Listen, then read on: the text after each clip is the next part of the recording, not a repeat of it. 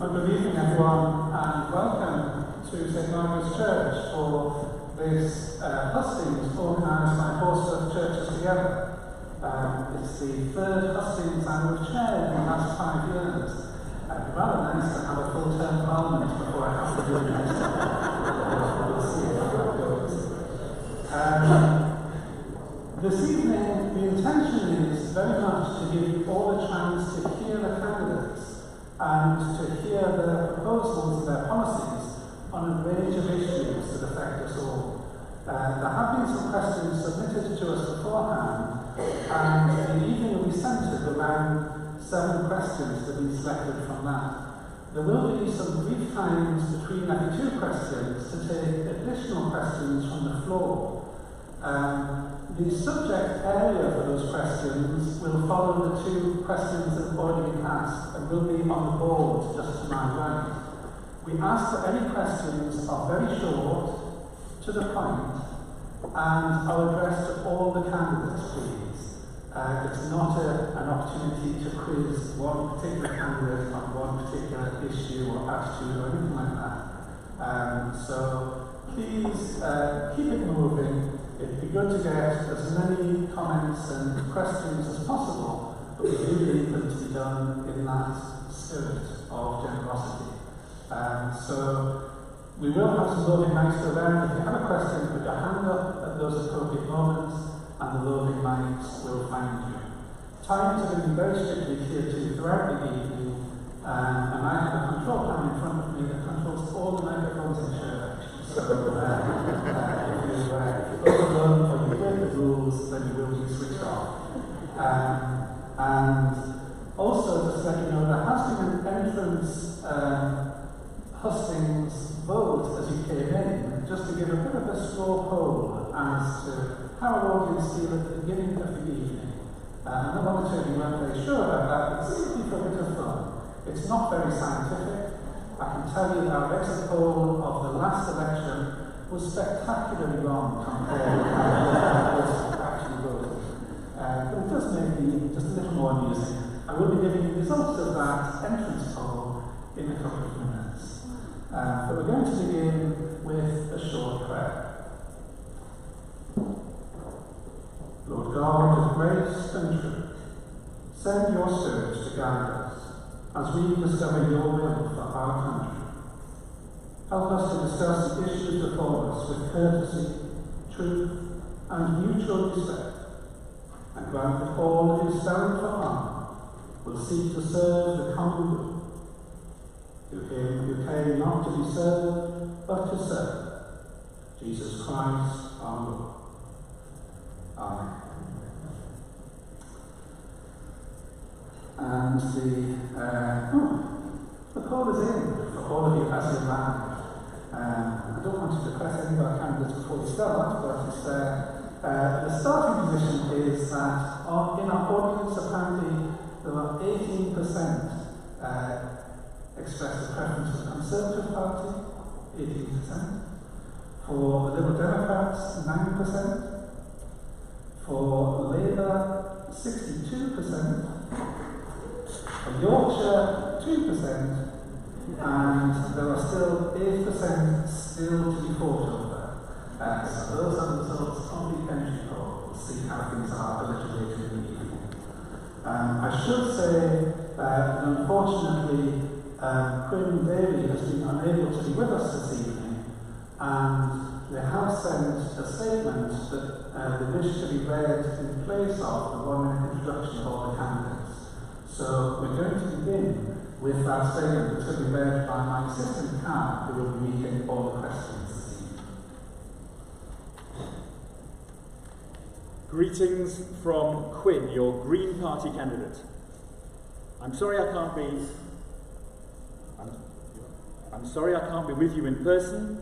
The group I run meets on the first Thursday of every month. Thank you to Nigel for allowing me to share these few words with you. Politics has become increasingly hostile and competitive as the Tories and Labour try to score points against each other, reducing complex issues to sound bites and turning people against people. Democracy shouldn't be about winning and losing. Everyone's voice should matter. And everyone in Pudsey in the UK deserves a dignified life. Everyone deserves a roof over their heads and food on the table. Everyone deserves fast and frequent public transport and a functioning NHS. And everyone deserves for the planet to still be here for our future generations. Democracy also didn't end in 2016 when we learned that half the country wanted one thing and half the country wanted another thing. I believe the best way to break the deadlock is to stay in the EU and fix all the problems that led half to vote leave. But it's not up to me. Once we know what kind of Brexit deal is on the table, it needs to be up to all of us to decide whether to choose that or to stay and fix the EU as a full member. The UN tells us that the climate catastrophe is coming in 2030. That doesn't give us much time, but we can stop it. It'll be expensive, but what price isn't worth paying for our very planet? The NHS, public transport, education and social services are crumbling under Tory austerity programmes, and universal credit is cruel and unfair. We can fix all these things, and we can afford it. The money has always been there, whatever anyone tells you. I know and you know that Pudsey is a marginal constituency. The voting system needs to change, but until it does, I understand if you feel you have to give your vote to Jane or to Stuart instead of to the Green Party. But these parties change their policies on the climate, on the NHS, on public transport, because people vote for us. If you're tired of the red versus blue football match and you don't want a Tory MP or a Labour MP, please consider giving your vote to the Green Party. Thank you so much for listening and have a great evening. Thank you. Hopefully that's one microphone fail of the evening. I'm now going to give the candidates a minute each to introduce themselves. And let's start with Paul, if you're ready to start us off. Everyone, first of all, thank you for the invitation. The Yorkshire Party is a moderate centre-ground party. We believe the decisions about Yorkshire should be made in Yorkshire. Why do we think that's so important? You just have to look at the figures for transport spending. In 2016-17, per person in Yorkshire, we had £137 spent. In London, it was 733. There are lots of other similar statistics. It's the same story. London is getting a lot more spending than Yorkshire is. It has to change. In education, it's the same story. And the figures are shocking. 50% more per pupil per year in London than in Yorkshire. Now, it's interesting that some of the other parties are starting to steal some of our policies, which is a good thing. But these are only election day promises. They are not action. If you keep voting for us, they realise that to get our votes, they actually have to do it. They have to treat Yorkshire fairly. Thank you very much.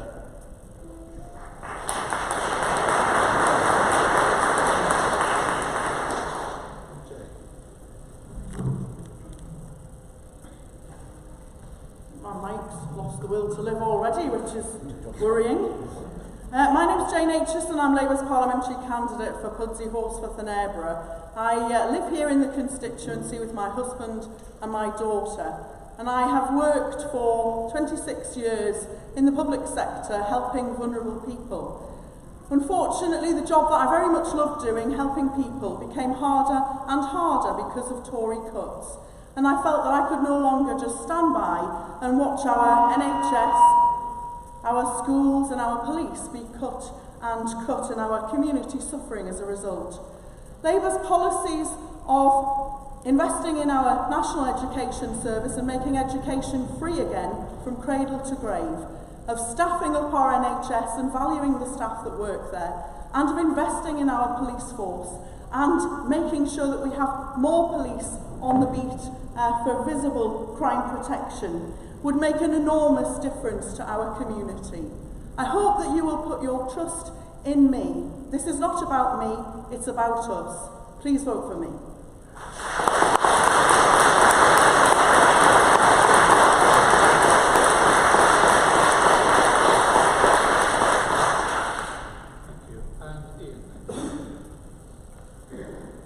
The trend seems to be to stand for opening statements, so I'll join with that.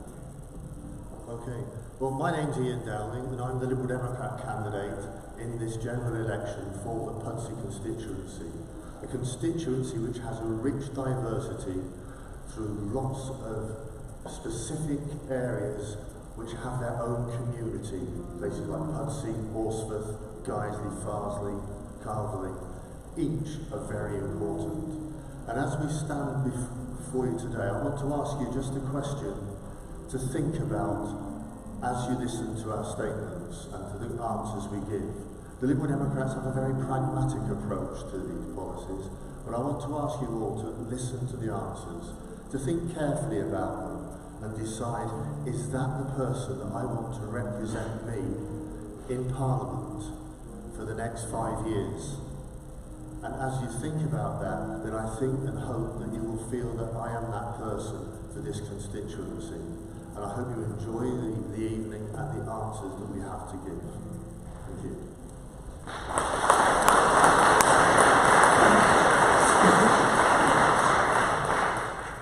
Thank you. And Stuart. Thank you. Can I also say thank you for the invitation this evening? It's always interesting standing up in front of a room where you know 60% are already against you. Can I say it's been a privilege to serve as the Member of Parliament for this constituency that I have lived in for the last 20 years. During my time as the Member of Parliament, I have tried to work in all parts of this constituency, taking up the issues and concerns of individuals and their cases, but also on the issues that matter.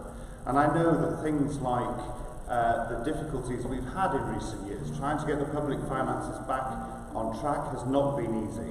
But now that we have achieved much of that, we are pledging to bring about 20,000 new police officers, and I want to make sure that we get our fair share of that schools in this constituency get a fair share of the national arrangements that have been made. And I also want to fight on issues like transport and protecting our green belt, which I think is an incredibly important part that keeps a natural boundary between the towns and communities that make up this fantastic constituency.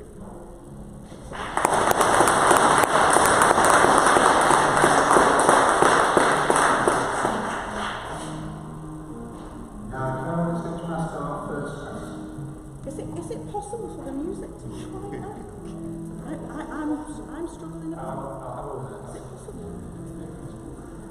So the first topic is Europe and immigration, and the question is this. It's a combined question from Andrew Nightingale and Stacey Coe, who submitted questions online.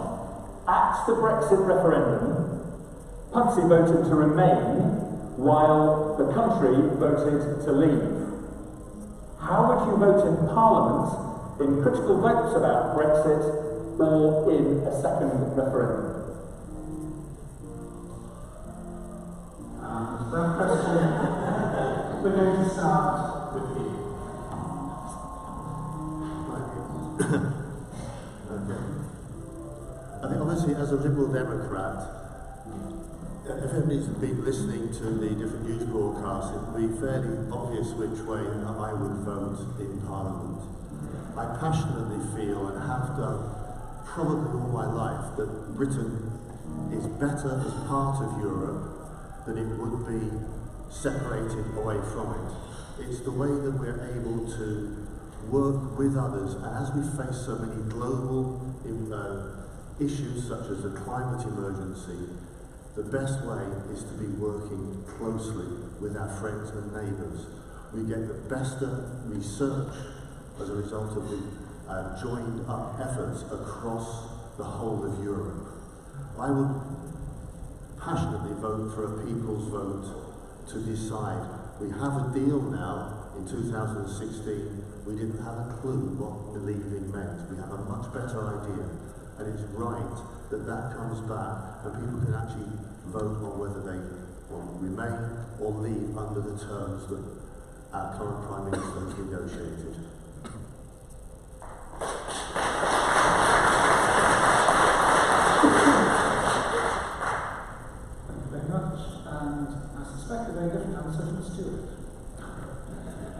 Well, first of all, we've spent over 500 hours hours discussing Brexit in Parliament, and we've been going round and round in circles.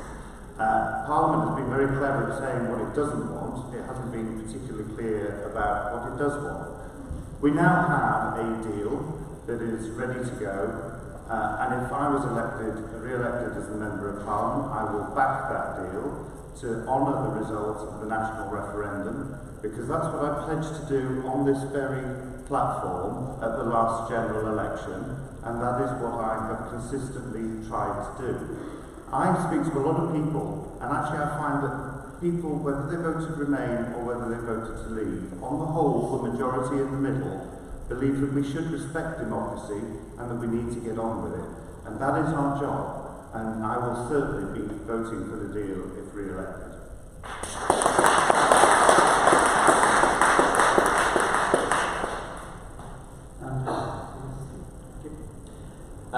I voted Remain, so the answer I'm about to give might surprise you. I'm very passionate about democracy. It is not just about me, it is about collective will. Therefore, I believe we should respect the wills of people who should deliver on democracy. And I'm sorry, I don't think it's good enough to avoid doing that. If I should lose this election, I don't get another go in a year's time just because I want one. And the Yorkshire Party said from the start, we said before the vote with your conscience, we honour the results, it's exactly the same. We want to see a good trade deal. It means free trade with Europe, and the ability to make trade deals around the world. And there are countries such as Norway that have some good deals, which have control of territorial waters. Good deals can be had. But I am passionate about democracy. If there was a second referendum, even though I'm not a Brexiteer, even though I'm not persuaded by the arguments, I'd vote for democracy. I'd actually vote to leave, because I would be absolutely wrong to have a second referendum.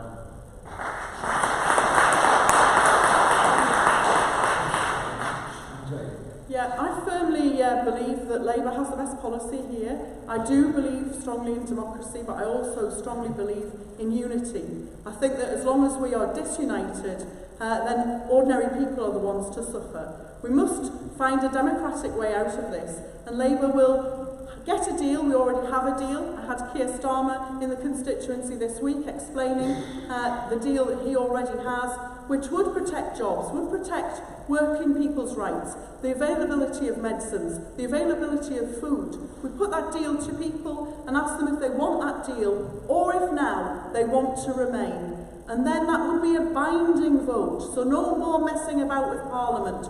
People would decide. I think that is the way forward. And I say, just to be absolutely clear, I voted Remain, and I would vote Remain again.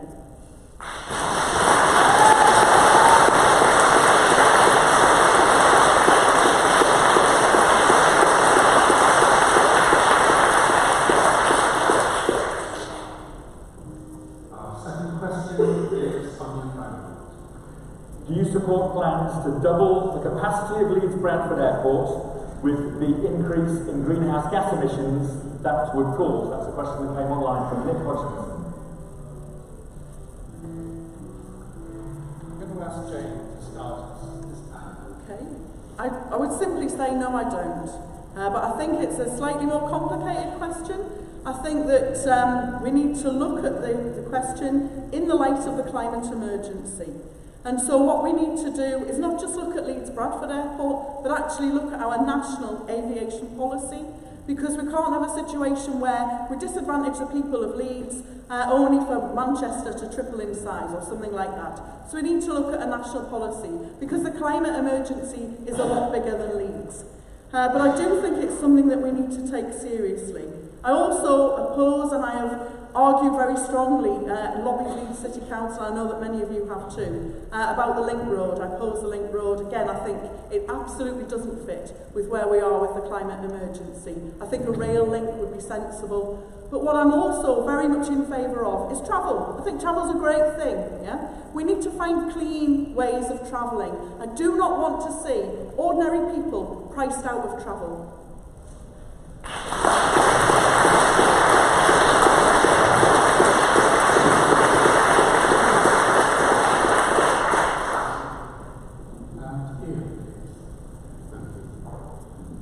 The proposals to expand Leeds Bradford Airport do make me sort of cringe a little bit, because it is an airport which frequently is closed because of weather conditions. It's probably in the wrong place in all reality, and there's history about why it is there.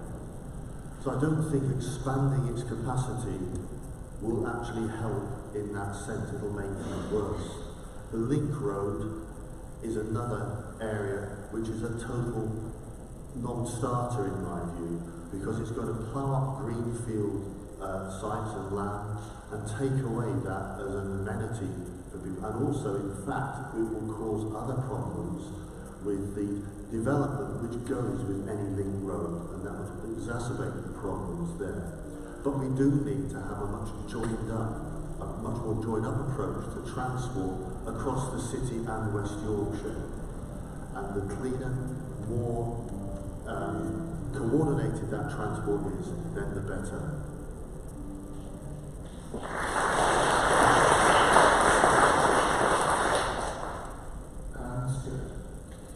Well, first of all, I think it's really important to recognise that Leeds Bradford Airport is clearly a major employer for many local people, and we do need to be very mindful of that. I've heard about expansion at Leeds Bradford Airport for the last 20 years, and I've never ever seen it actually come to fruition in the way that they often plan in their master plans. There is a concern, of course, that if we don't actually have the airport here, we already see 5 million passengers a year going from Yorkshire over to Manchester to use that airport. That is going to have an effect on our climate. That's going to have an effect on our environment. I want to see investment, and it's good to see that Airbus are doing this about electric aircraft, and put some investment in that so that we can make them cleaner. But equally, I have long opposed the link road and have long advocated that we should have a rail link up to the airport. I secured the 173 million from the failed trolley bus scheme. Let's put some of that money into action now and get that rail link up there.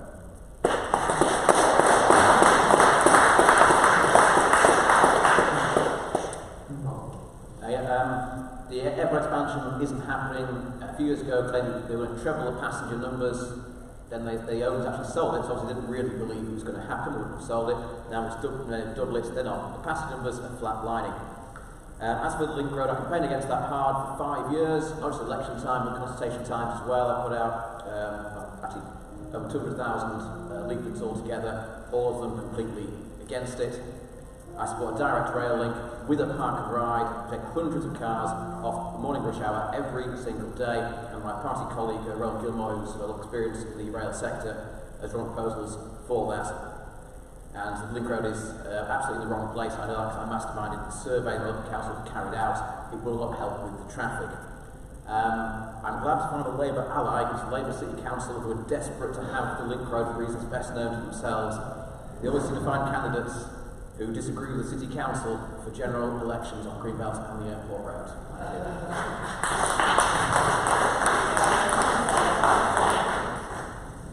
So now we're going to throw it open for some questions from the floor. Remember, keep them short, keep them general for all the candidates, looking at Europe, immigration and the environment.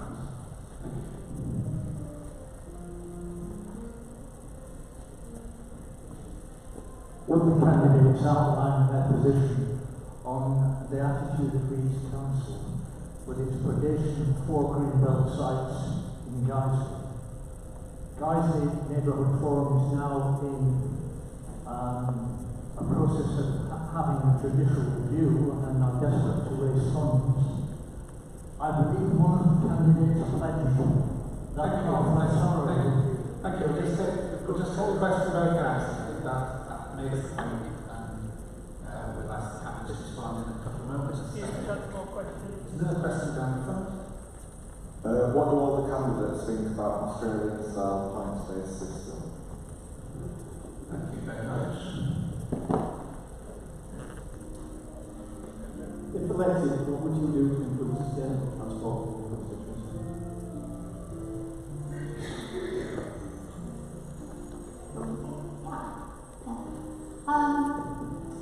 Secretary Janet today refused to rule out whether we would have a no-deal Brexit and everything would be done in time. It's going to be the same problem for whoever takes over. And I just want to know what people think of worries and concerns about a no-deal Brexit, how it will affect us, and I particularly ask Mr. Aireborough in Independent Votes this year actually voted for no-deal Brexit. Thank you. I think what? This is just a yes or no question. Would you agree or disagree that climate change is our most important issue here? Thank you. Thank you very much. Climate change, most important issue or not. The candidates are free to respond to any or all of those questions as simply as they can. Let's start with Stuart, please. Okay, I'll get through these in 60 seconds. So Greenbelt and Guiseley, I've long campaigned to preserve our Greenbelt. I think the problem we've had right from the outset is excessive housing targets that were set. We need to get those more realistic. Let's use brownfield first, there's plenty of them. Australian point system, I want an immigration system that is a fair one and one that actually brings in people to this country that we need to fill very important jobs in this country. Sustainable transport, absolutely. I've worked with Rachel Reeves to make sure that we got those 2 new stations at Appley Bridge and Kirkstall Forge. We've had the devolution deal announced yesterday in terms of £4.5 billion to the regions. Let's have an ambitious project to fit into that. It's about time we had some sort of metro system here. On no deal, yes, I did vote to keep it on the table, because in a negotiation, you need to keep your best card. And on climate change, yes.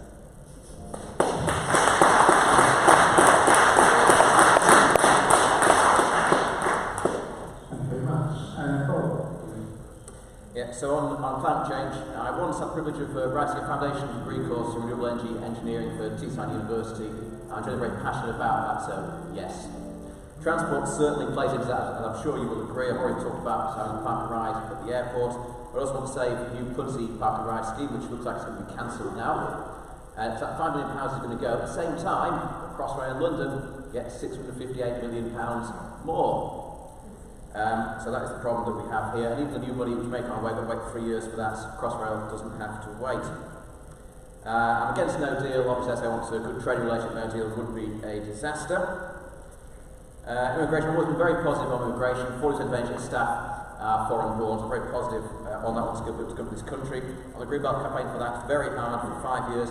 93 brownfield sites rated as suitable for housing that have not been included in the housing plans. At the same time, we're taking away Greenbelt. It doesn't make sense. We have brownfield housing that we can afford to buy with supporting infrastructure.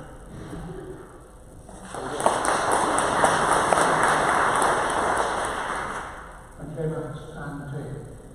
Okay, on the Greenbelt, just to be clear here, the reason why our Greenbelt is currently up for grabs is because, as the National Trust said, the Tories allowed new legislation to come through in 2011, I think, which they described as a greedy developer's charter.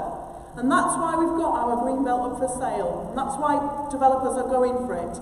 It's got nothing to do with the council. They have very limited powers to stop it. To campaign against it, when you've actually put forward legislation that have allowed it, is the ultimate in hypocrisy. Labour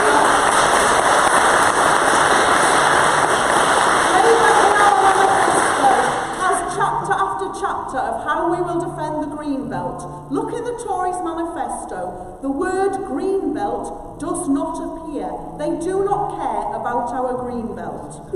In terms of sustainable transport, something we absolutely need to do. I think I would like to look at reopening.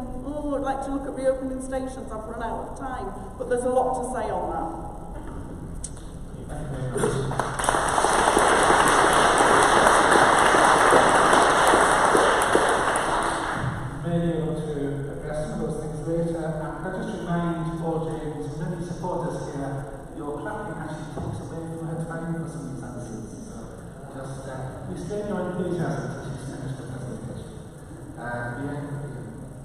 Okay, thank you.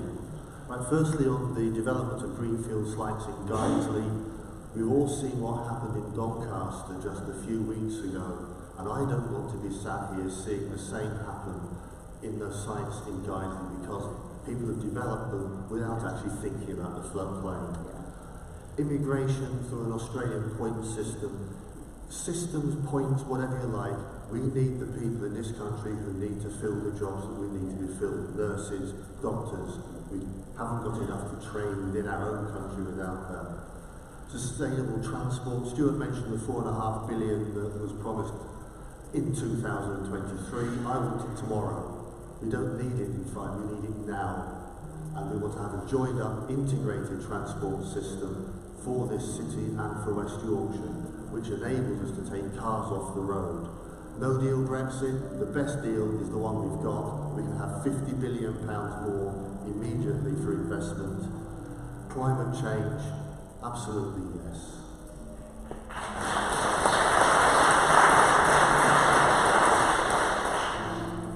Thank you very much. Our third question is in the area of education. Education seems to have become a cost-driven and achievement-targeted part of our economy. Not an economy, not an opportunity for human flourishing and discovery. What is your belief about how it should develop in the UK?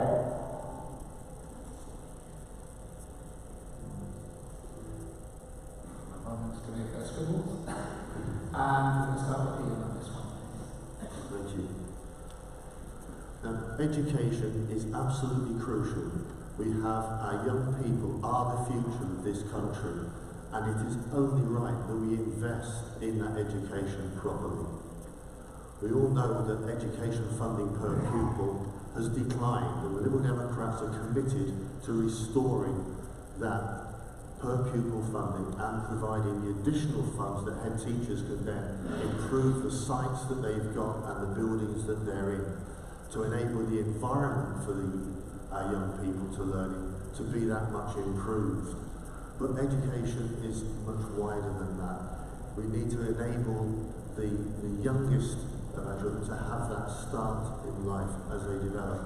Teachers are driven by targets. How many of us have actually heard, oh, I've got to teach to the Ofsted SATs and all and targets and that?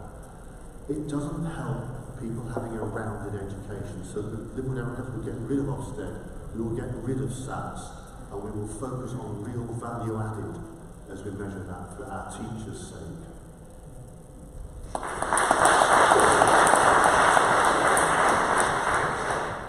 And Jane.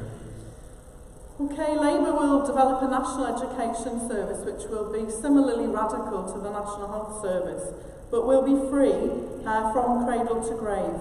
And I think that's very important for those of us like myself who were very, very lucky to have a university education which was entirely free and to leave debt-free as a result of that. I talk to young people now who are saddled with enormous debts and are quite worried by that, and some have mental health problems as a result of the amount of debt that they are accumulating through their education.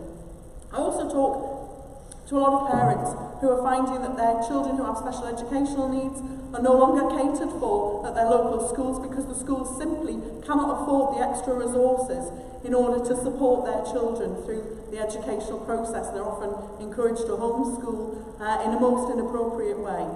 So that's something else that we desperately need to look at. On average, Pudsey pupils have lost, well, I say Pudsey constituency pupils, have lost £434 each from the Tories' cuts.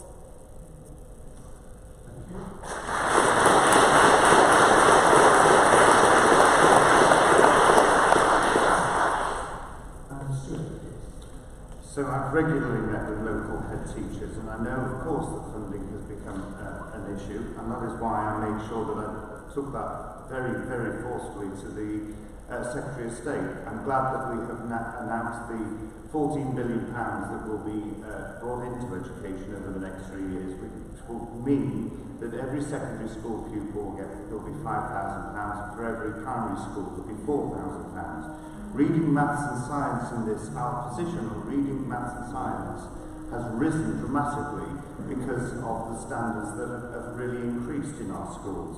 We now have nearly 2 million more children in a good or outstanding school in this country, and that is something that will prepare them for an increasingly challenging global environment. And I'm glad to see that we are also in our manifesto talking about how we continue that further with areas like music and art, so that those children can flourish in other areas too.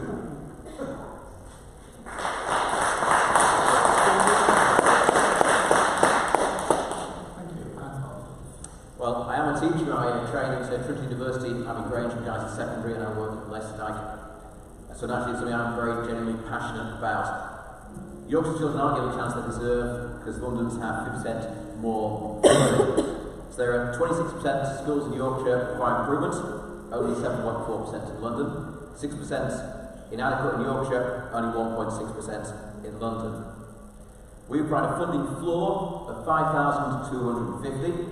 We would make mental health provision accessible very easily in schools. A lot of young people have mental health issues, it may be because of something's happening at home, and because of that not getting diagnosed. So you need that back to 3-point detection point in schools, and also for children with special educational needs. Also for staff, it is a very high stress profession. We also support slow policy making, which is driven not by politicians, but by people who actually work in education, actually by the teachers, to stop it being, yet again, a political football.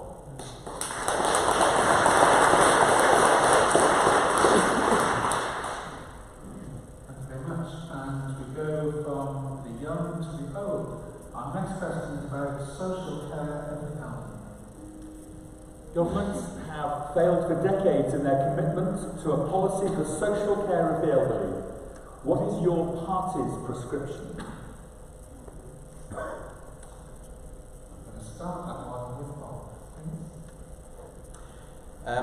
Yeah, social care. We have, of course, a problem with an ageing population, something that we can't ignore.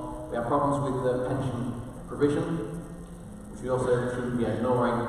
We do need to invest in that. There's been some improvement in it through greater contributions, and that has to be, unfortunately, it's expanded. It's not a good thing to say we have to go into a pension pot, but we really do, because no one deserves to have to work hard all their life and then die in work. And when I look at my students who are now teenagers, I think, well, what age are they going to retire at? 70? That's all? We also need to have more retirement homes and homes for life, as they're often called. We haven't got enough of those in the site allocation plan. What we have got is plenty of greenbelt mansions and not enough retirement homes, or indeed council flats or low cost. Thank you.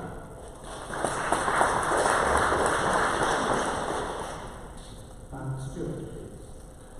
I think this is one of those really, really important national issues. I recognise that this is something that we tried to address in our last manifesto, and I went spectacularly badly, but it is something that we do have to address very, very urgently. It is a great thing that we're living longer, but that brings with it, of course, needs to be addressed.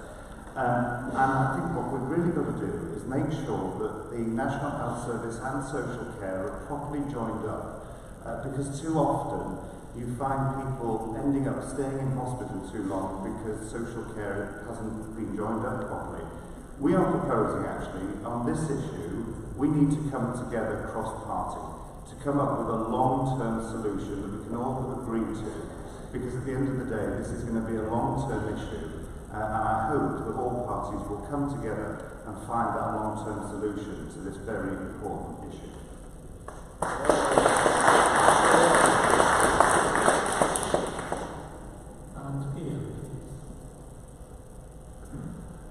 So, social care and NHS healthcare are inextricably linked. And as the population is an ageing population and overall, it brings with it a whole load of issues which we need to address through the multi-comorbidities that we face. And there needs to be much more joined up thinking. The Liberal Democrats have proposed numerous times that we should approach this as a cross-party issue. It's too important to just leave to one party or another. We need to work together because it is such a long-term issue. You know, we're going to have to try to help with pensions, and we introduced the triple lock on pensions so that pensioners have more money available for themselves, and that does help to extend. But when you look at care homes, which we've been shutting and closing down, we need to enhance that. Care homes don't have the staff they need because there's so many of them who are from other European countries and are being driven out.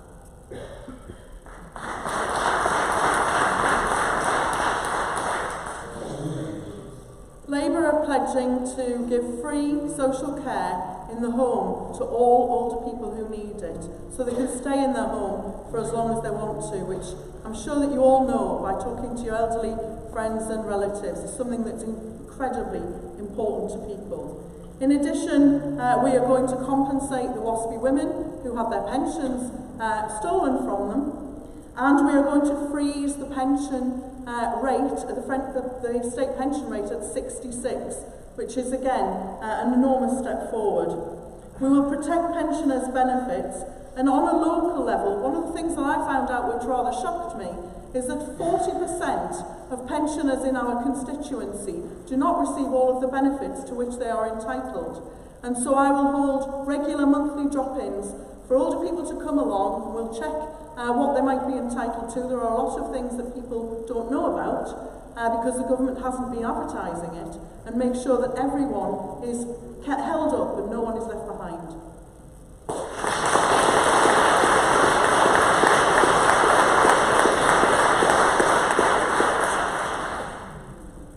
Again, a chance for questions from the floor on education and social care.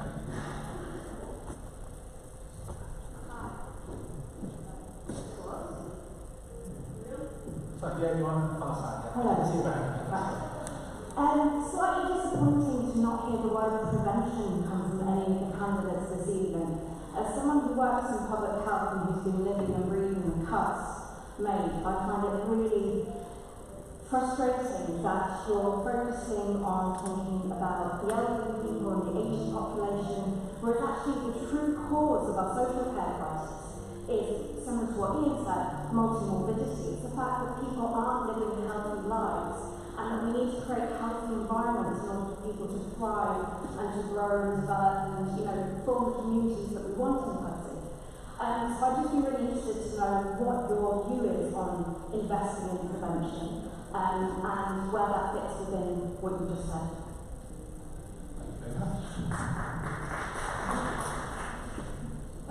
Given that everybody's agreed that climate change is the most important thing, would you agree that education that it should become a key part of the curriculum, learning about climate change and how to adapt to it and be resilient to it in a positive way? Because children, young people are quite scared about it. Thank you. I'm amazed to hear Stuart's reply this evening. My son is a music teacher and he was disappeared virtually in most secondary schools, as Elton John said this evening. And I wondered what the panel Stuart could say about the disappearance of further education in this constituency, adult further education, which helps older people to live fulfilled and healthy lives. Thank you. Remind you of the questions for all the candidates, but I'm sure all the candidates will have something to say. My daughter's 16. She had a taster day in the sixth form today. She wants to go to the sixth form and to university, but her fear is what debt she's going to be left with in 5 years' time. Can you tell me, if you're in power, how much debt she could expect to be in following 2 years in the sixth form and 3 years at university? Thank you very much. I'm just going to stick to those two questions from each side. Give the candidates a chance to respond. Thank you. And I'm going to come back to Stuart again for response, please. Okay. Well, as part of the first 100 days that you may have heard in the news today, we have said that we will legislate so that the 33 billion that we're investing in the NHS is set into law. And I would really want to see, actually, health prevention issues really being a focus of that. I think early intervention is quite often right across the board the best solution in many of these areas. And tackling obesity and other issues like that really does need the progress of education, so I would certainly support that. Climate change in schools, I think absolutely we should be discussing this.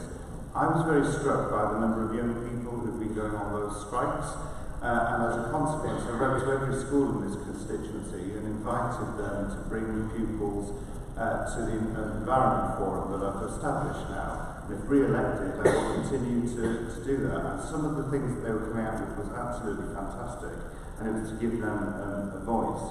In terms of the other questions, further education and training, of course we're trying to extend apprenticeships and other training opportunities to all ages, to greater ages. And in terms of, sorry. I appreciate it, don't mind us to get long answers for us. Sorry. Thank you. So firstly, university tuition fees were introduced by Labour at £1,000. They broke the manifesto pledge and trebled them up to just over £3,000 in 2004. They took the vote. And then Tories and the Liberals trebled them again. So I know person on this panel would say that support a party which is against tuition fees. More broadly, education, a decision was made to merge further education colleges, and so lots of little good ones became a few big, pretty terrible ones. I won't name names for legal reasons. Not far away. Anyway, I'm privileged to work for a very small further education provider, Leicester Dyke, and so it's perfectly possible to have great education if you have the right size company and its focus is on the students and not on the management's other ambitions. And in terms of putting climate change into education, well, I've written a foundation degree, as I said, in renewable energy engineering, so I've literally put it into education. And French implemented education as well, absolutely, yes, led by the professionals, not by politicians.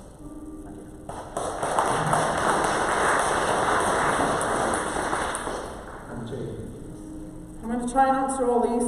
In terms of prevention, I think poverty is one of the biggest barriers to leading a healthy lifestyle. Not at the end. But additionally, you know, the average age at which people die in this city is actually decreasing. So we need to reverse that too. Climate change, we need to listen to the young people. Yes, we need to educate them, we need to educate us all, but we need to listen to them, and that's why Labour are saying that we will put an end date of 2030 to get down to zero emissions, because 2050 is too late. Labour has a fantastic arts manifesto, and we will spend money on developing an arts programme in schools, which has been cut in many, many schools now. Even things that we used to take for granted, like French, has been cut from many curriculums. And also, to your 16-year-old daughter, if Labour are elected on the 12th of December as this government, then your daughter will be able to go to sixth form and to university and leave without being a penny in debt.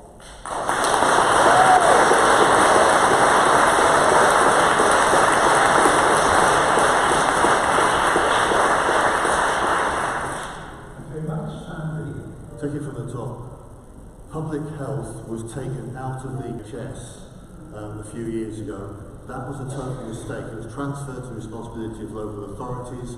The money wasn't ring-fenced for public health, and it's therefore been dissipated into the whole of local authority spending. Liberal Democrats are committed to increasing research in public health through part of the 17 billion research, raising our research capacity to GDP. I work in health research. I'm very aware of the importance of public health. Climate change and social responsibility, political awareness for schools is growing because of the work and the things that Greta Thunberg has brought to us. The Liberal Democrats will enhance the political awareness of our young people with votes at 16. FE, we have a very good policy to give every adult a £10,000 skills wallet which they can utilise to develop their skills throughout their life from beginning to end. And then with the tuition fees, then the maintenance grants will be a part of that, and yes, it was a mistake to treble tuition fees.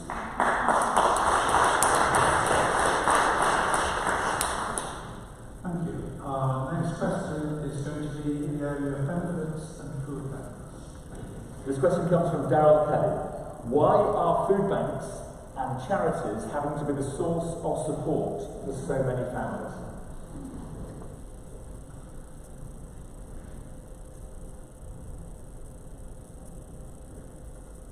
start with Jane.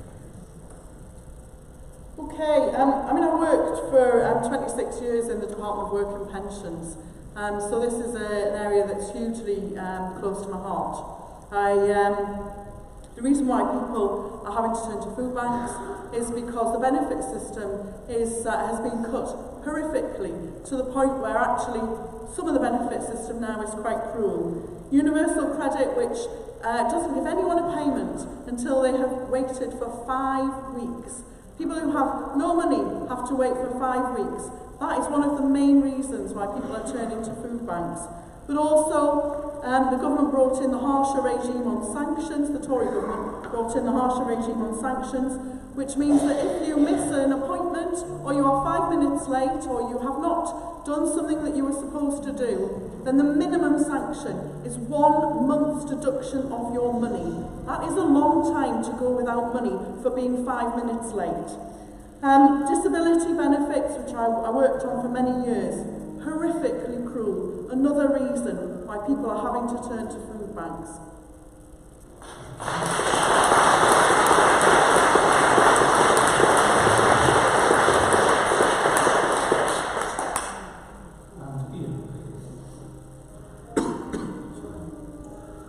Universal credit was something that was introduced, and there was a logic behind it to make it simpler so that people had more money.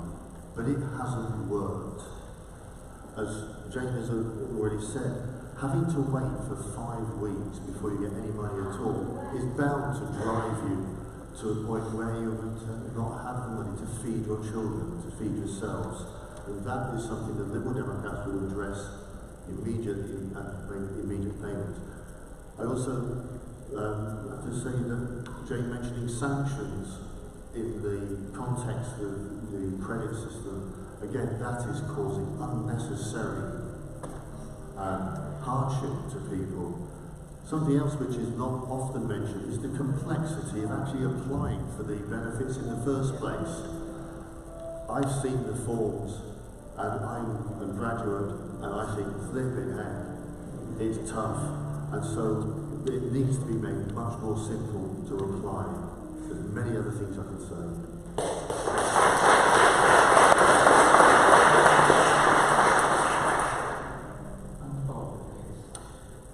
It's difficult to say much more without repeating what the candidates have said. Cuts went far too far on benefits. Those with broader shoulders should take the greatest load, and that simply didn't happen, I'm afraid. Universal credits, the Tories delayed it a bit to realise it wasn't ready, delayed it a bit more to realise it still wasn't ready, and then just rolled it out even though it still wasn't ready. And later, I know people who've been affected by the delays, sanctions are some of the good points as well, and that's unnecessary. That level of sanctions, a month. If you're 5 minutes late to work, you don't lose your month's salary, do you? So it's been completely unreasonable, very blunt instruments, and lots of things people have to prove they're still disabled in some cases when, it's obvious, it's just absolutely unnecessary. It's a waste of tax money to do that. It can instigate an amount of suffering on the part of other people. Thank you.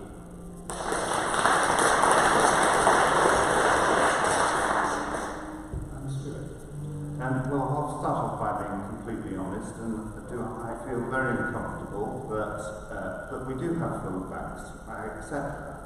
What we're trying to do, and we've now got record levels of employment, is to help people into work, because work is the best way out of long-term poverty. I know growing up myself, my dad had long-term unemployment, and those were tough times. When he was back in work, our living standards then improved. And that's what I want for every family. That's why we've introduced the national living wage, and we will pledge that will go up in the course of this Parliament to £10.40 an hour. We also want to ensure that people who are at work will then keep more of the money they earn. So we've taken the lowest payout, 3 million of the lowest paid out of tax altogether. We're going to take and also take cuts to the national insurance contributions they have to make too, so that they can keep more of the money they earn.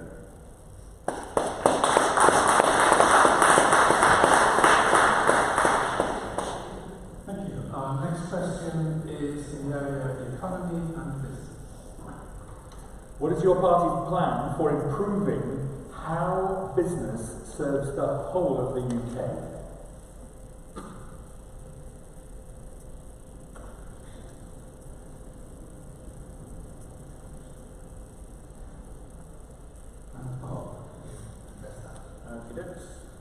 How business just serves the UK just generally?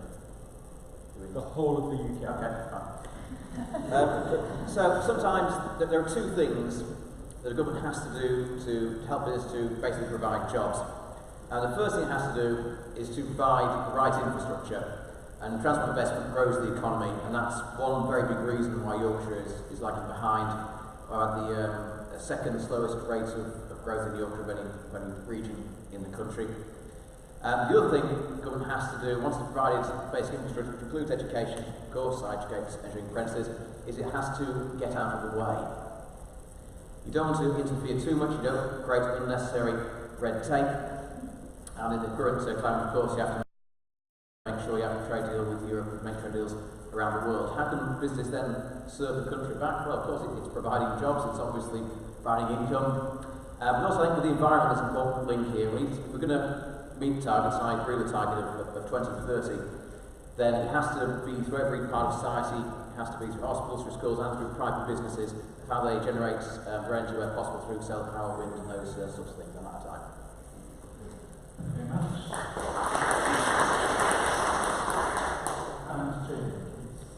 Okay, first of all, we're going to tax those people who are making massive profits here and who are not paying the appropriate amounts of tax.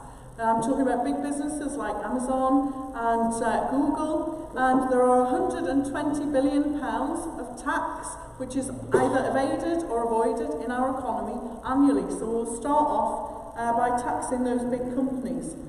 In terms of the small businesses, of which there are many now, and particularly in our constituency, they are not getting the breaks that they need to, and they are having unfair competition against some of these very big businesses that I've already referred to, particularly online companies. So tomorrow, I can't say too much about it right now, but tomorrow Labour are launching a small business manifesto, which is fantastic, and has 20 key points of support for them. We also will be increasing people's living standards, and that will make a massive impact on our high streets, which are suffering. Horsforth's not as bad, but you'll see if you go to Pudsey High Street, it really needs help. And also we'll be investing in the north by bringing part of the Treasury up to the north.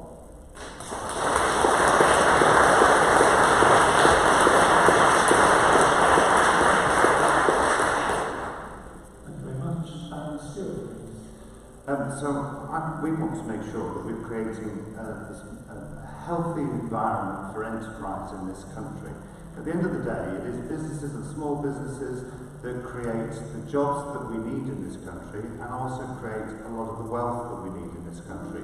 You go around the constituency like we've been doing, going up and down each of the driveways, you see how many small white vans there are on people's driveways, people who are running their own business, who are working hard day in and day out. They are the people that I really want us to support. So we've committed to a fundamental review of the support that is offered to small and medium-sized businesses. We're also cutting business rates for many of the high streets because at the end of the day we need to make sure that they get life injected into them. And that will be coupled with town centre funds so that we can look at how we can make those town centres somewhere that people not just go to shop but actually start to enjoy as a community. And I want to make sure that each of our towns in this constituency get a share of that funding.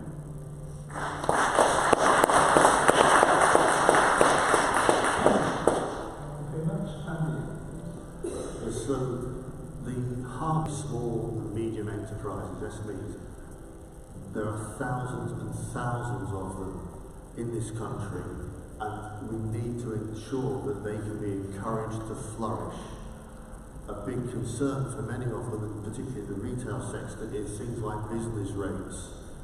The Liberal Democrats would cancel business rates and introduce a totally new system based on land rather than the Liberal Democrats presented their policies on SMEs to a conference just a week or so ago, and at the end of that conference the majority of the people who were there said that the Liberal Democrats had the best policies for small and medium enterprises out of all the main parties. Infrastructure investment to enable our businesses to work properly. And then we must also recognise we're in a global economy as well.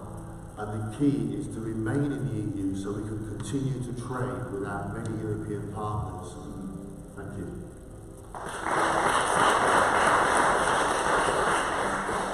Thank you very much. And again, questions from the floor on the economy and benefits, please.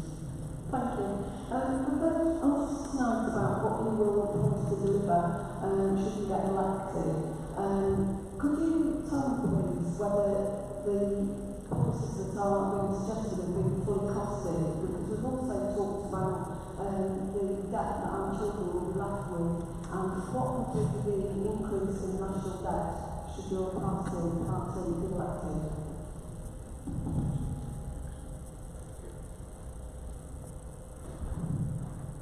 To what extent do you think the explosion of zero-hours contracts has contributed to the growth in inequality in society and the growth of homelessness and poverty? Do you support the bedroom tax? And should somebody living in rented accommodation vote for you? Isn't it the case that taking people out of tax altogether is not really true, because they still pay VAT, still pay council tax, and surely if people haven't got enough money to pay for national insurance or tax, they're disenfranchised in a way. They should have a stable position. Isn't it the case that people should be paid adequately, they can pay their tax and they can pay national insurance, and they are involved in society? And one final question. I just want to mention, I recommend a great writer to all. It's called Wolfgang Streets. And what he argued is the current government in this country, Tories, haven't a clue what to do. What they've done is since 2010, it's gone from 35%.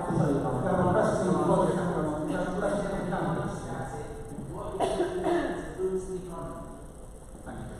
I think the question was, what are you going to do to boost the economy? That's the final question. Thank you. And I'm going to start this time with Ian with some responses for that, please. Okay, thank you. The first question, or the first aspect of that was about fully costed policies, and the Liberal Democrats have got a fully costed manifesto, and Jane and Stuart will say that they have as well. But the difference is that the Institute of Fiscal Studies has gone through the Liberal Democrat manifesto and the others, and has said that the Liberal Democrats manifesto is the one which is the most realistic and achievable out of all of those, and it actually addresses many of the issues that have been mentioned. Zero-hours contracts have increased substantially. Now, I don't demonise all zero-hour contracts, because there are a number of people, and my daughter was one when she was a student, where zero-hours contracts worked for her, but they've gone too far, and we need to look at that in a much more closer way. The bedroom tax was a mistake. Jo Swinson said yesterday it was a mistake, and she shouldn't have voted for it when she was a minister. The tax system is a very complex thing, and it does need to be reviewed. And I'm now out of time, but thank you for the question.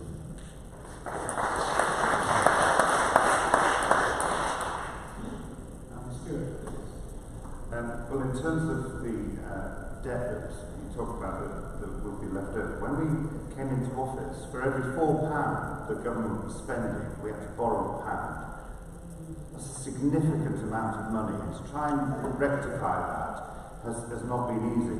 Now, for every £34 that we spend, we're borrowing £1.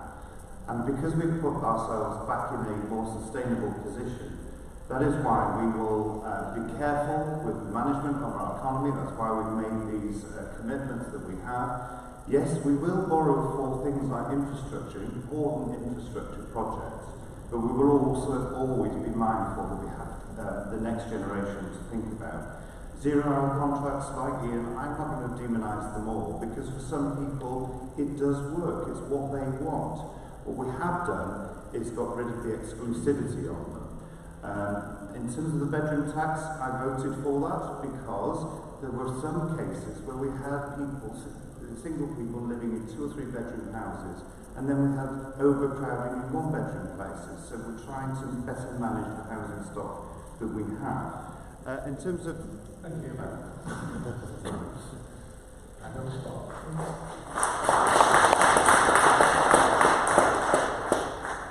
So in terms of costing, if I give you an example on education. So there's some schools in Yorkshire where the funding per pupil is just over 4,000, and there are some in London where the highest one is 6,900 per pupil per year. So when I say a funding floor of 5,250, I'm just talking about equalising the spending that we already have.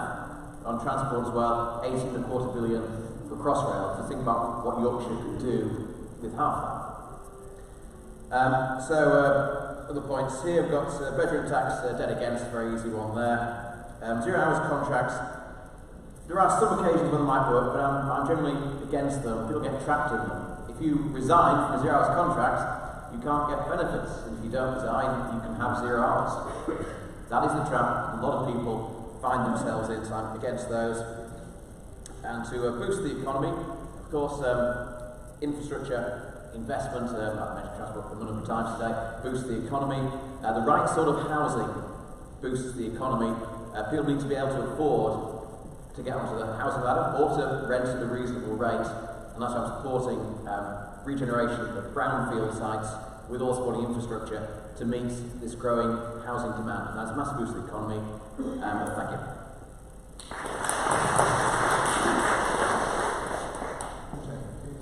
Okay, Labour's manifesto is fully costed. If you want to look online, you'll see, as well as the manifesto, we have the Grey Book, which outlines all the costings. The truth about the national debt is that under the last 9 years, it has doubled. So don't believe the hype there. In terms of 0 hours contracts, another set of hype. I negotiated flexible hours contracts for many years, and they're fantastic. But 0 hours contracts are all for the benefit of the employer. Labour will ban them. The bedroom tax is wicked. I spend a lot of time talking to people who are recently bereaved, who have then to deal with the bedroom tax. It's shameful that the Tories haven't repealed it. Labour will repeal it, and we will also cap rents, which is vital for people, and we will build council homes. That's the answer to the shortage of council homes, not kicking people out of their lifelong homes. There are also 14 million people in this country living in poverty. 9 million of them are in work. In work poverty is a scourge.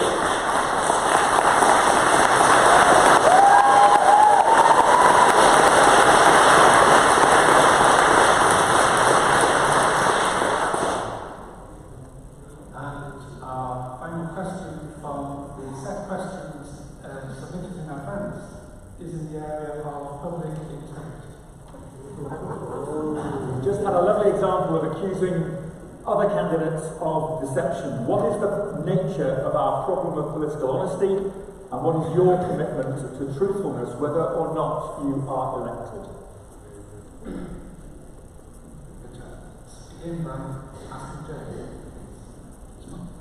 Okay, I always try and speak truth to power. It doesn't always benefit me, but I will always try and do it.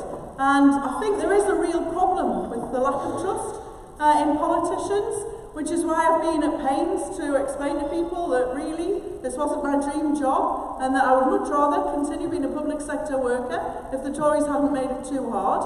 But also in terms of standing up to represent you, which would be a massive privilege. I've said that I will only take half of the MP's salary to try to get over to people that this is not about me, and this is not about benefiting me in any way. What this is about us and our community, and I would give half of the salary back to good causes in our local community, and I hope that that would help to engender some real trust in me as your political representative.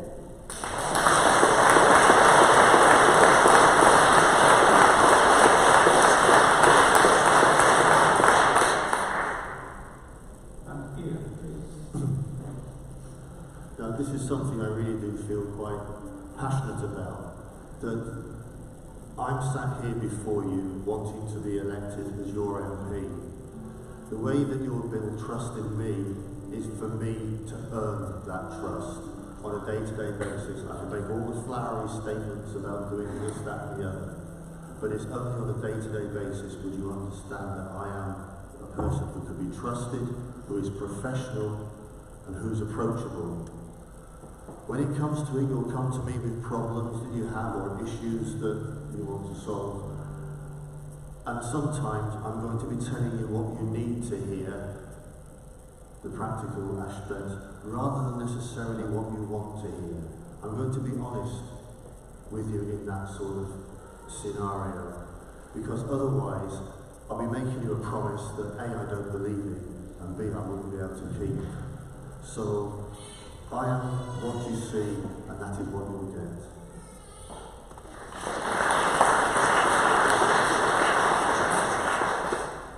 Thank you. Stuart. I absolutely recognise that trust in politics has been a real issue.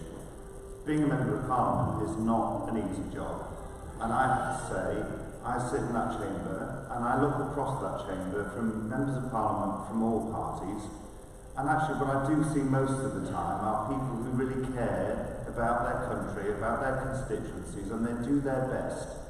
They don't always get it right, but they always do their best. And I think sometimes the sort of collective easy MP bashing, if you like, is something I understand. But I think what we don't see is a lot of the good cross-party work that does happen in Parliament. It doesn't all just happen in the chamber. There are loads of all-party groups tackling all sorts of difficult issues. And I think I wish that had more sight amongst the public, if I'm really honest. I hope that I've conducted myself as your Member of Parliament in a way that has been respectful to everybody, whether I agree with them or not, and for whatever community they may come from. That's what I have continued to do.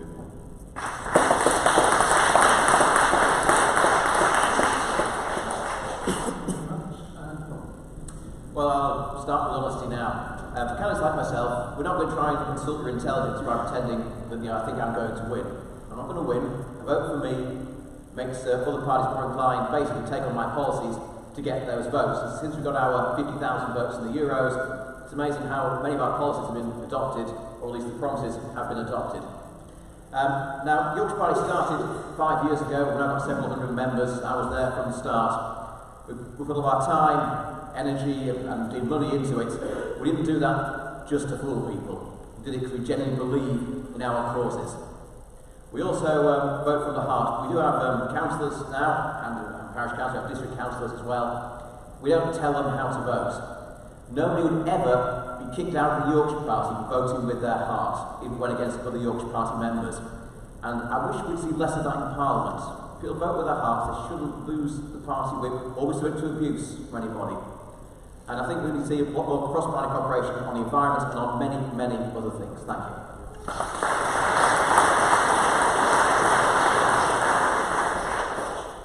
Thank you. And a chance for just one or two more questions from the floor, very quickly. I think probably two more questions. While we're doing that, we've got one there. Thank you. I think there's a part of trust, if you want to trust someone, you need to know that they are going to be respectful of each other, and I think that's something that we've lost, that kind of gentle side of politics recently, and I'd really like to know what each candidate person will do to ensure that when they're talking to their opposing side and each other, that they'll have to show respect for each other and show people looking in on politics not right, but try and get away from this real nastiness that's coming to.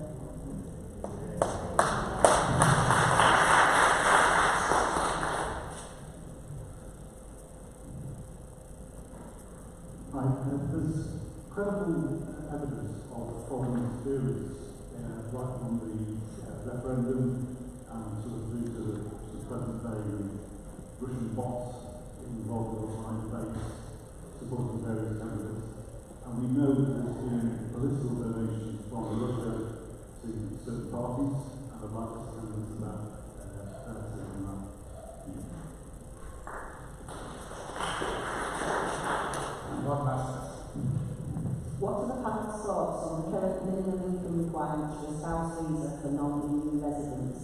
The requirement is now £18,600, which is more than 42% of the working population currently earn.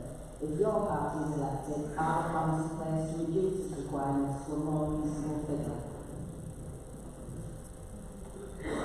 Thank you. And just to add to that collection of questions at the very end, the Year 13 students from Horsforth High School were asked to offer any questions they have.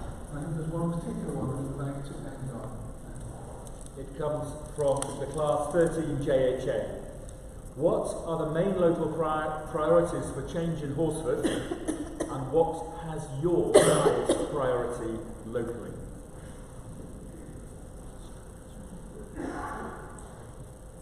Okay, and to round all those off, we're going to start with Sorry. First one on respect. I said a minute ago, I hope that I've always conducted myself with respect to others. I have to say some of the abuse that you get as a Member of Parliament is pretty unacceptable. It needs to stop. We can have difference of opinion, but we can treat each other with respect, and I will always commit to do that. In terms of the donations that I've heard this mentioned a few times, these are UK citizens. You're not allowed to take donations from people who are not UK citizens. On the immigration side, this is why we're bringing in a new immigration bill to look at a fairer immigration system. And in terms of what's important in Horsforth, what I want is actually the preservation of the great village that we have. I want us to get that Horsforth roundabout and the ring road sorted out once and for all, because that is causing so much congestion. It's bad for air pollution, and it really needs to be addressed once and for all.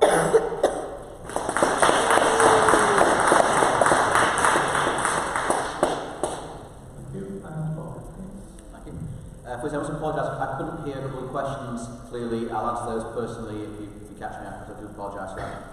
In terms of respect, yeah, it is possible to disagree and be respectful and have constructive conversations and find compromises.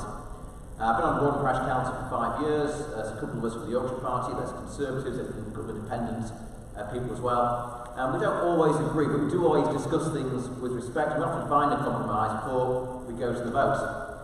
And we just want to see much more of that. And too often, it's pretty true in district councils as well as in Parliament, the party with a majority doesn't compromise. And that's it's true of Conservatives in the East Riding, it's true of Labour in many aspects on this city council. And then we need to go away from the executive model where a few people make all the decisions and the yes men vote it through, to a more committee-based model. In terms of other respects, I say this is the reason why I voted for May, but I'm passionate that we should respect that referendum result. My vote is equal to your vote, and the most votes wins. You know, that has to be if we're not a democracy, what are we?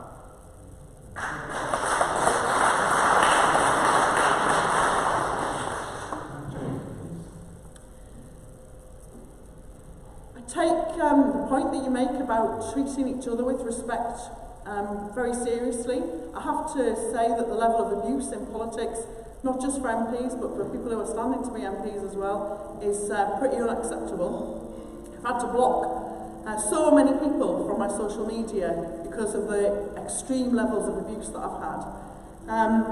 But I think part of it is about the hatred that's been whipped up in our society against different groups of people, which is deeply, deeply unhealthy, particularly things like the scrounger rhetorics against people who have to claim benefits, and also some of the racist remarks that even our Prime Minister has made. So it's not all one way. But yes, we need to return to a more decent and respectful society. In terms of my one aim for Horsforth, this is a difficult one, but I think the key one is that we need to build a new primary school in Horsforth. It's desperately needed.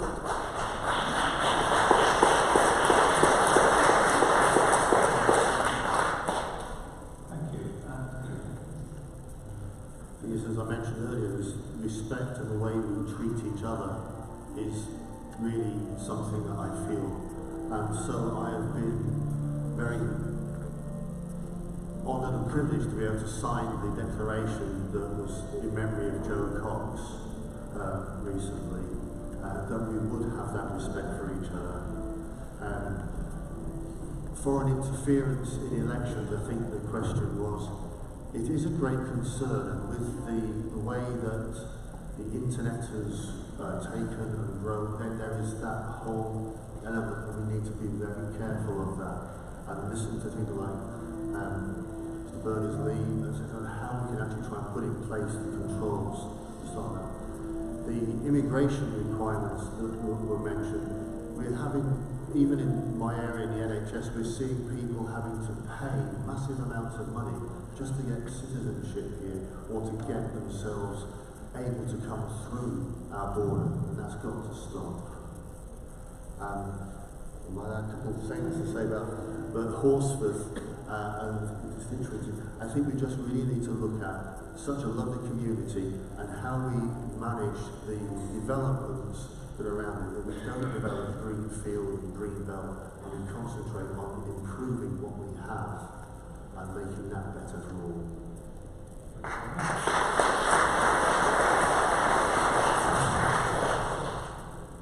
That concludes the questions for this evening.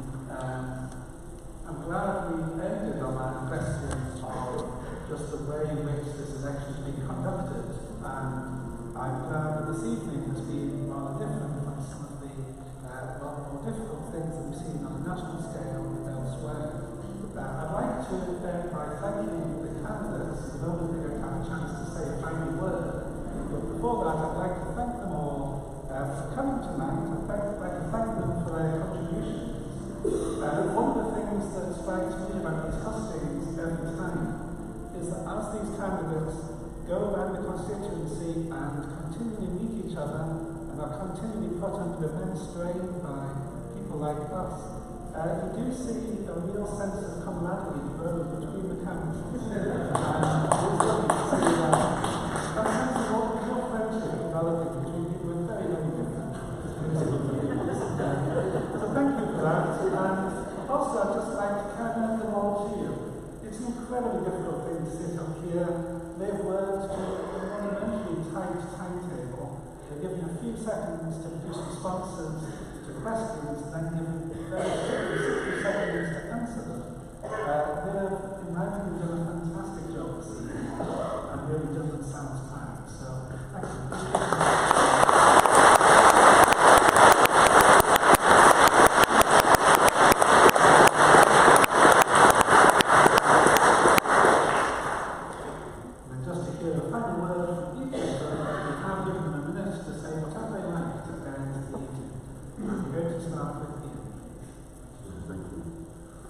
So next Thursday, you have one of the biggest decisions that we'll have in this country. This election is just such an important one that just cannot be understated.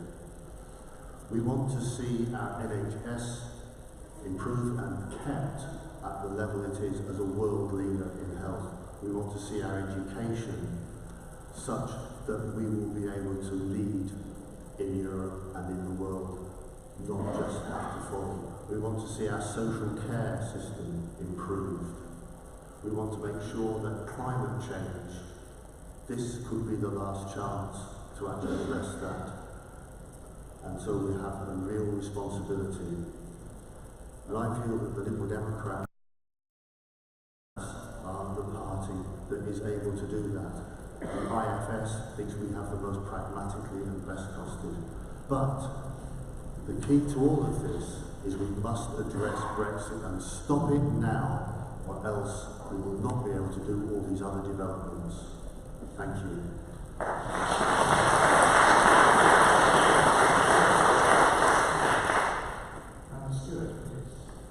Well, first of all, can I thank St. Margaret's for organising this, and actually to the audience too. I think it has been a great event, and I'm grateful for the respect that's been shown throughout.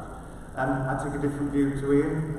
My view is that the country was given a say, and we have to honour that referendum, and we will make sure that we will deliver that by the end of January.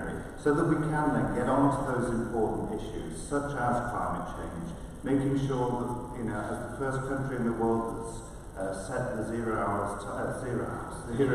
net zero target by 2050, that actually we encourage the rest of the world to join us, because we've got to work in partnership with the rest of the world to tackle that.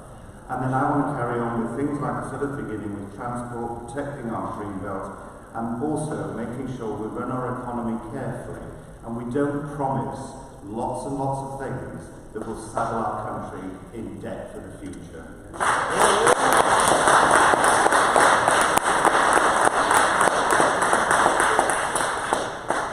Thank you for your thanks for St. Margaret's, but I will just remind people, it is churches together that produce this. Even more than political parties, the churches in Horsforth work together.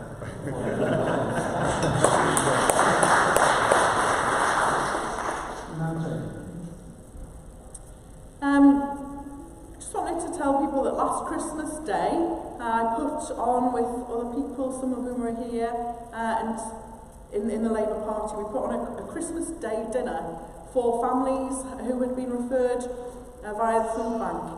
This was in Rawdon Trinity Church, and there were about 60 people there, and I have to say it was probably one of the most fantastic Christmas days I've ever spent. But I don't really want to spend more Christmas days like that, because it should not be happening in this, the 5th richest economy in the world. Next Thursday you have the opportunity to vote for real change, to abolish the need for food banks within 3 years, which is what Labour are promising. But more than that, for the investment that we need for our schools and for our NHS and for our police, and also to bring our living standards up, so that we never ever again have to look at food banks as a solution.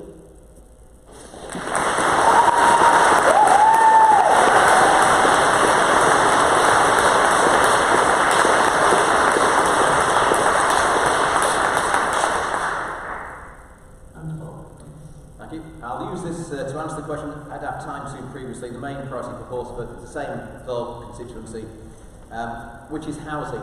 We do need more housing. People can afford to buy. Includes social accommodation, includes retirement homes, low-cost starter homes, and it has to be greener homes as well, more energy efficient. It's a massive part of it, and it needs to be a brownfield site. We have plenty of them in Leeds, and not on the green belt, not on floodplains. Now, I recall last year election, Ian McCarthy was a Labour candidate, and he agreed Labour City Council had got it wrong. He said that, and it's still on YouTube if you want to see it. And Jane has also agreed the City Council has got it wrong. There's good news. You can put it right, because there's a neighbourhood forum in Aireborough who will bring a judicial review. So I implore the Labour Party, concede it. Say, you were right all along, don't build on the floodplain, and you can, because there's 9 or 10 more homes than they need in that phase of development. So you can take out the Wattioli local green belt, and it'll be absolutely fine from houses that we need to have. Thank you.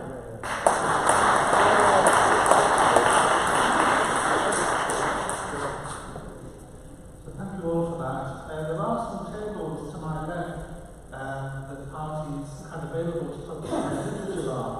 I believe that it's the Yorkshire Party and the Labour Party taking up that offer. If you'd like to receive any more of their literature, then please do collect that as me. Also believe there will be some yellow forms like those ones we had in purple on the way in, to see what the exit poll is like this evening, to see who's won those 8% of undecided voters from the start of the evening. The results of that exit poll will be posted on the Horsforth Churches Together website. I don't think they've got a Facebook page, so we'll put it on St. Margaret's Facebook page, and endeavour to share it with as many of the Horsforth Facebook groups as we can find. So do have a look for that later on this evening. And there will be a video appearing somewhere. I'm not absolutely sure where. But you will be pointed towards that if you have a look at the social media. Thank you all very much for coming.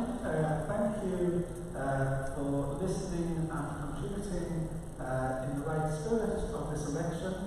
As we've said, it's hosted by Horsforth Churches Together. We appreciate that many of you are not members of churches and you may not share our religious faith around them. We do hope that you will just bear with us as we here in this wonderful church building end the evening of prayer for this coming election. I would just say the most enthusiastic voter in our constituency arrived in my church office at 9:30 this morning, saying, "Isn't this where I'm supposed to vote?" I said, "Well, come back next week." One of the polling stations is in our place. Anyway, for those who do, please let us pray. Lord God, we give thanks for the privileges and responsibilities of living in a democratic society. Give us wisdom to play our part at this election time, that through the exercise of each vote, we may promote your values of peace, justice, and love. Protect us from the sins of despair and cynicism. Guard us against the idols of false utopia, and strengthen us to make politics a noble cause that serves the common good of all. We ask this in the name of Jesus Christ, our Lord. Amen. Thank you all once again.